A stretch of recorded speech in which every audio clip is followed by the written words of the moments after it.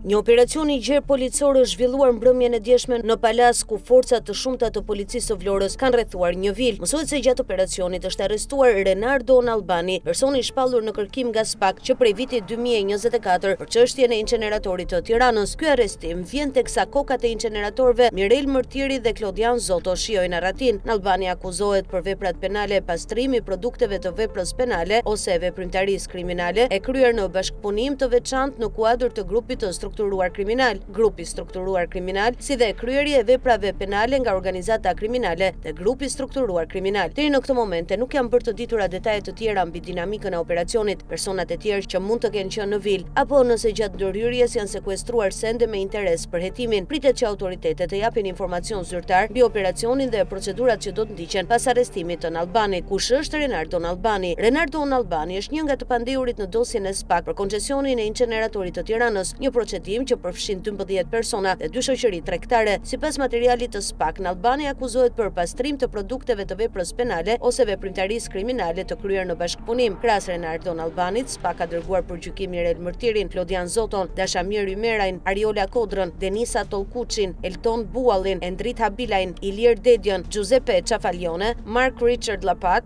dhe Michael Peter Druidge. Për gjykim janë dërguar gjithashtu personat juridik Integrated Energy BV SPV dhe Integrated Technology Services. Çështja lidhet me kontratën koncesionare për ndërtim landfilli inceneratori dhe rehabilitimi I vend depozitimeve ekzistuese Tiranë, të lidhur më 31 gusht 2017 mes Ministrisë së Mjedisit dhe shoqërisë Integrated Energy BV SPV. Vlera e parashikuar e investimit ishte 128 milion e 248.330 euro PTVSH, sipas SPAK nga lidhja e kontratës deri në vitin 2023, kur u vendos sekuestroja preventive, shoqëria koncesionare kishte siguruar të ardhura prej 11 miliardë 319 milion e 754.405 lekësh, ndërsa për ndërtimin e objektit rezultonte investuar një shumë prej 21 milion e 17.157 eurosh. Prokuroria pretendon se Mërtiri dhe Zoto kanë përfituar në mënyrë të parregullt shumë të mëdha nga zbatimi I kontratës, duke përdorur fatura të dyshuara si fiktive, shoqëri të krijuara brenda dhe jashtë vendit dhe transferime në para fizike. Sipas hetimit, përmes këtij mekanizmi janë nxjerrë nga llogaritë e shoqërisë koncesionare 1 miliardë 283 milion e 390.609 lekë dhe 16 milion e 669.506 euro. Në të njëjtën dosje, SPAK pretendon se rreth 30 milion euro janë pastruar nëpërmjet skemës së faturave të konsideruara fiktive. Të shohim nëse arrestimi I Nalbatit është fillimi I një aksioni që do pres kokat e vërteta të kësaj afere, Mërtirit dhe Zotos.